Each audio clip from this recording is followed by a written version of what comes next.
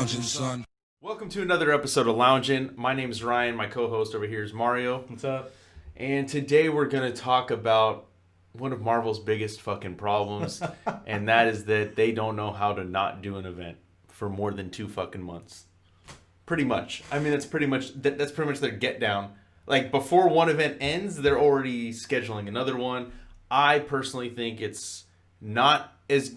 I don't like them as much. I mean, while there have been some good ones, which I'll say which ones are good, but overall I think the model of it, the business model of it is, I get it, but at the same time it's detrimental because events sell, right? Yeah. They're very successful. Otherwise they wouldn't fucking do it. Yep. But the problem is that you get these people that jump on for an event and then they leave after it's done. Or the people that are reading, like, let's say, for instance, it doesn't happen, but I'm reading Immortal Hulk, right? I'm reading it, I'm enjoying the story, I read it because I like the story that's going on, and then all of us... Two issues or tie-ins. And they shoehorn an event. Like, that may make some readers, like, I don't want to read that anymore. I'm not down. Like, I'm trying to read Hulk. Yeah. Or if they did it with Daredevil, I would be pissed, and I'd be like, no. I'm not doing it. And I'm not falling into this fucking trap with you guys. So, you know, that's just, it's things like that drive me insane. It's the fact that something that's coming out right now, Empyre, has been out every fucking week.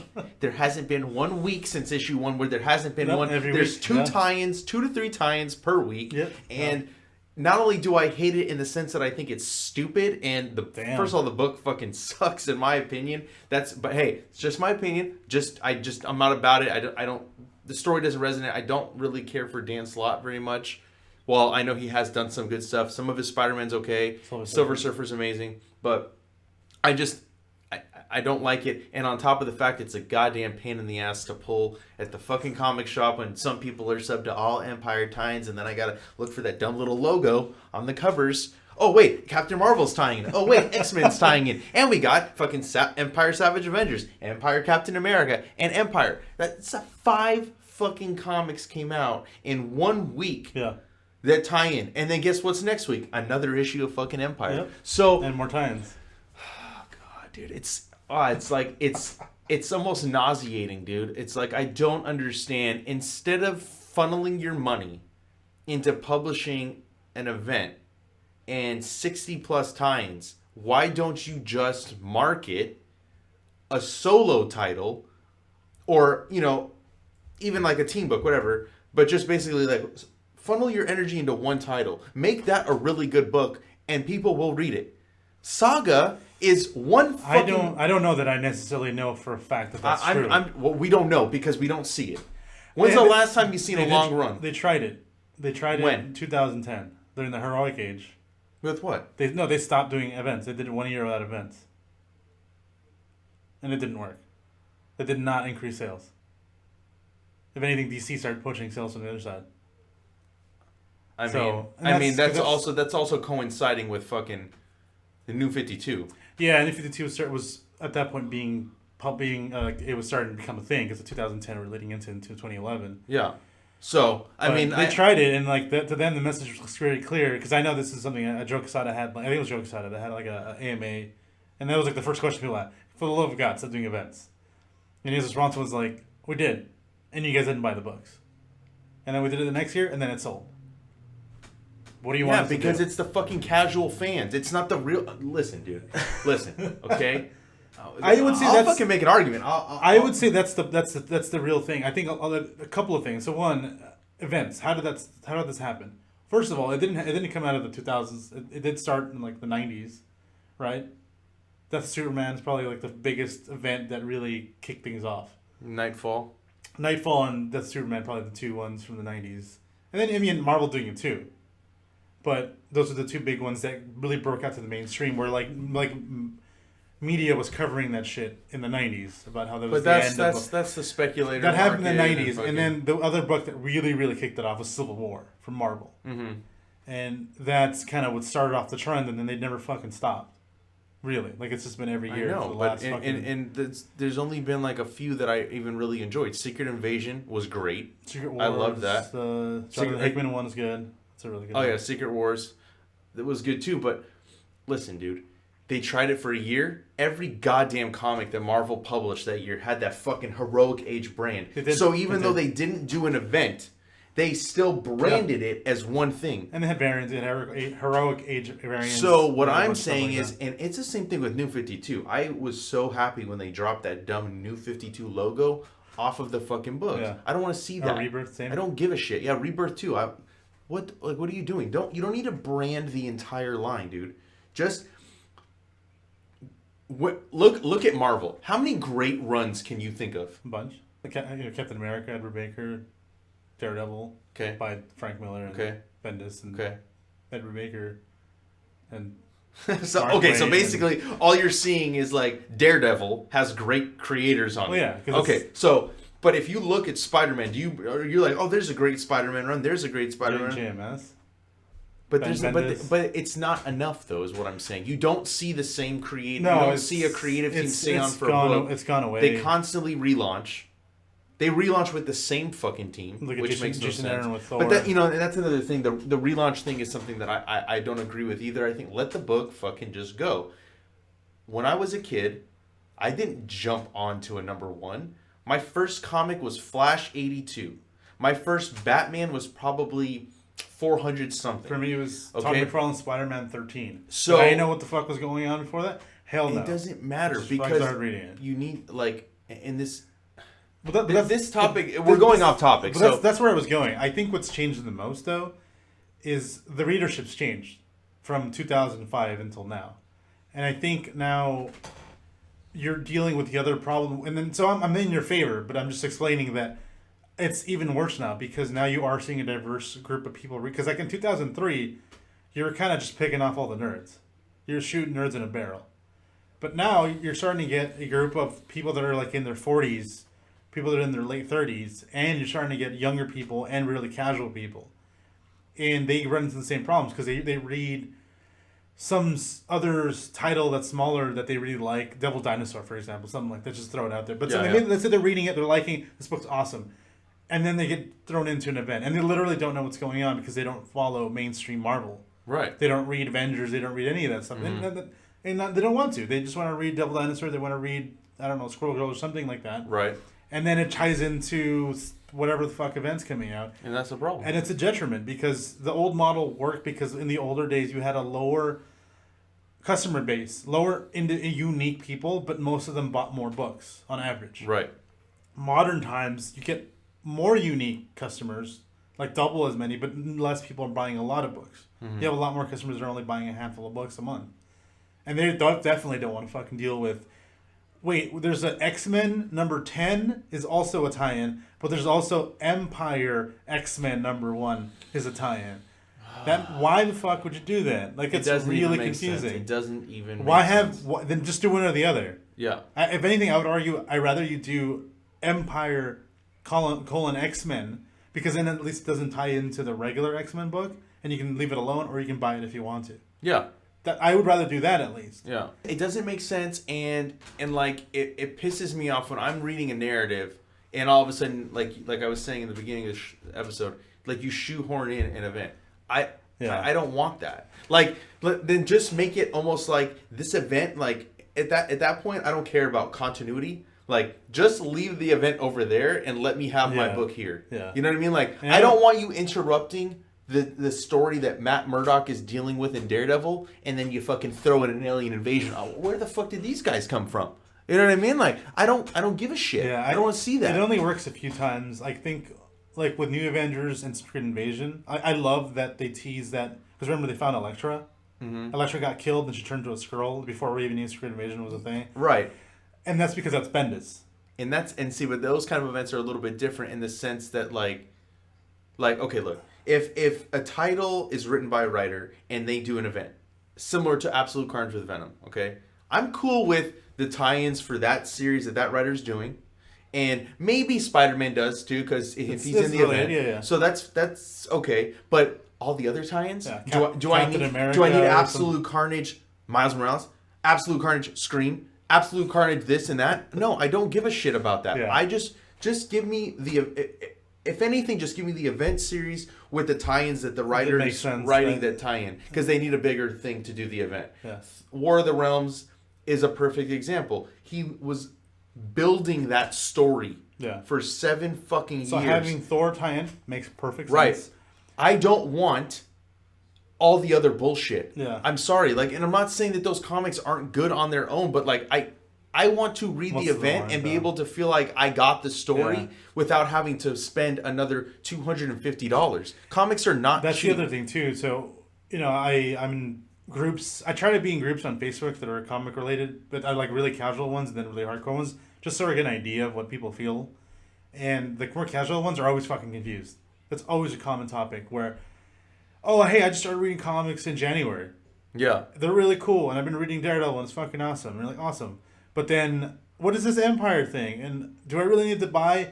And someone will do the math, and they'll be like, it's 115 issues to read Empire. Should I do that? Is that something I need to do? And then, you know, most people are like, no, why the fuck would you do that? And some people are like, oh, just read the core book, maybe a couple times if you like that writer. Mm-hmm.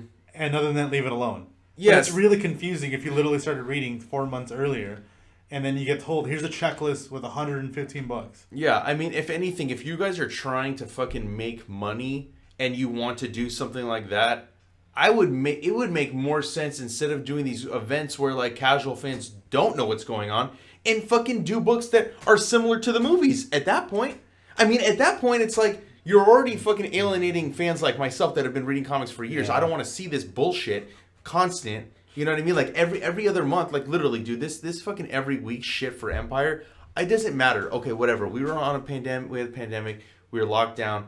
Doesn't mean you need to fucking bombard me with 4 weeks straight with this fucking event. You're not even letting the story breathe. Yeah. Like, please, dude. Like, I don't want to deal with it. Like, do comics make your characters more in line with what's going on in the movie, or create a line of comics that are like that. If you want to fucking appease the old fans and appease some newer fans, then create like lines. Kind of like what they did with the Ultimate line, right? Where they de-age the characters and set it in a modern setting. Create a line that's the characters like they are in the movie, and that would make sense. You will be able to bring readers. Maybe you won't be able to bring. That's not fair because I don't think necessarily that.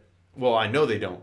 The people, millions of dollars, that don't translate to readers in comics, right? A couple here and there. But at least if you want to show commercials of comic books in front of those movies, and you had comics that were like the characters that they're seeing in the film, then they would stick. But they go see fucking Peter Parker in the movie. He's a teenager in high school, and then you come read the comic book. He's an adult. He's 34 like, how do they years old, connect he's married it? So they don't want to read that shit, and I don't blame them. So that would make. I think you're right, because like I know like my friend Cheyenne, she's not super hardcore into comic books, and she likes Spider-Man because of the movies. That she like loved Spider-Man in the movies, and then she was like, oh, if she actually sent the statement. If only they had more books, if only there were books that I could read that were like this. And it cracked me up to no end, because it's like, you picked the one fucking thing that has a billion fucking books. But her thing was like, oh no, but those don't count because they're nothing like...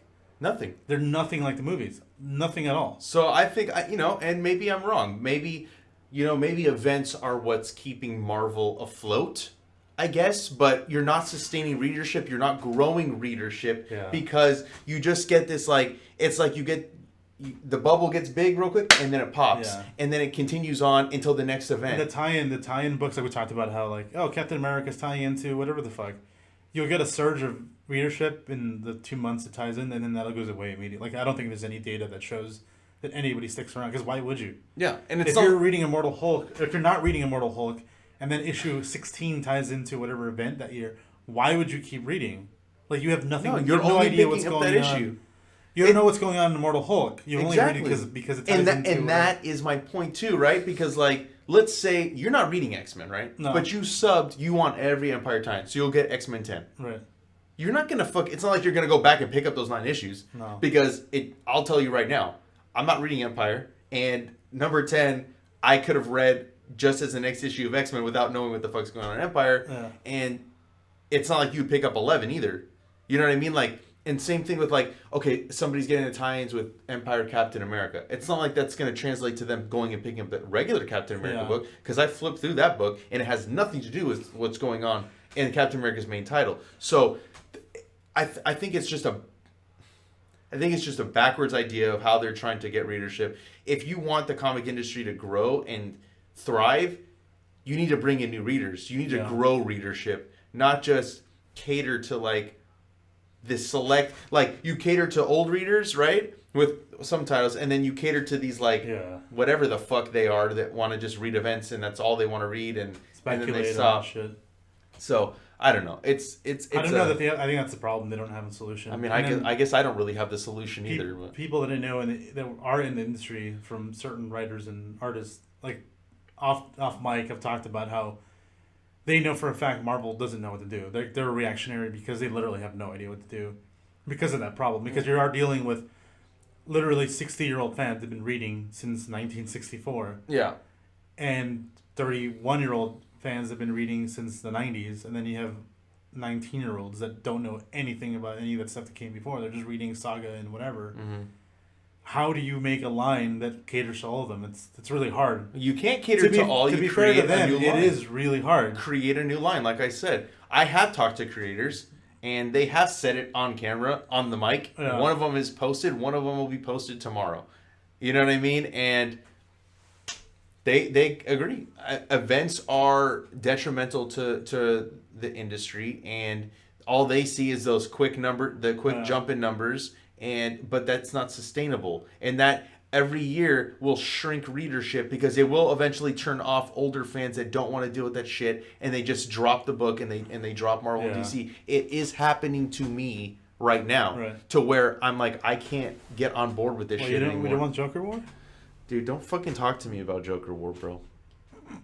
Don't talk to me about that. Actually, I did catch up on Batman. Oh. I did. I'll be honest. I catched up on Batman, and I still don't really. I find myself not caring. I just wanted to see because I read a couple reviews of on the site. I got a new writer that's doing comic book reviews, and he gave the new Batman's like he kind of talked about them in a good way, and I'm like, all right, maybe I'll just. Well, I gotta catch up at least. So I read the issues that I haven't read, and I'm like, no, I still don't like. I guess there's like little things in there that are interesting, but the execution for me, it's just like, it's just not good. It's just not good. You know, like, and maybe my standards for writing are a little bit. The art's great. The art is phenomenal. Like, let me just say that every issue of those Batman comics that I just read. Mm-hmm. Beautiful art, but the fucking story is just... Punchline's in there, though. That's good. Yeah, so back to Marvel. I don't want to fucking talk about Punchline. But yeah, back to Marvel. You know, like, I think that something they should try is, then bring back the Ultimate line and make the Ultimate line similar to what we're seeing in the films. I think that you may be able to get readerships if you market that line to the people that are seeing the movies, to the people that are watching on Disney Plus. Have it be like a little intro into like right before the movies when you're watching it. Right. Like there is a way to do it. Yeah. The Ultimate line was very successful, and that's the Ultimate line is something we'll talk about, in the future, because we both loved it, and a lot of great stories came from that. Namely, Ultimate Spider-Man, which eventually that's definitely the crown jewel of Ultimate. Which eventually led into Miles Morales. Yeah. So there is stuff they could do.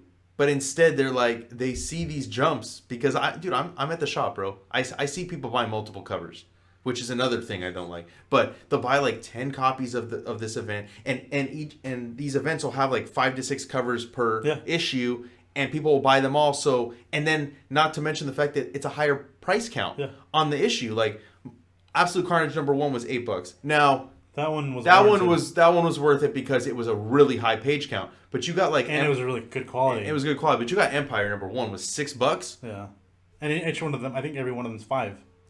In the same page count, it's a regular page count. Yeah. I saw somebody complaining about it online. So overall, I mean, I'll keep going on this, but I feel like I'm running in circles. I'm like a dog chasing its tail. Yeah, because it's hard to come up with a real solution. I mean, there's things we've suggested, but it's hard to really. And we're only talking about Marvel. Sure. DC does similar shit, just not on the level that Marvel does. Okay. Events, and I'm not. I hope I'm not talking. I'm not trying to talk shit to any of you guys that like events. Well, I think that's one of the reasons we want to talk about this. I like events. Yeah.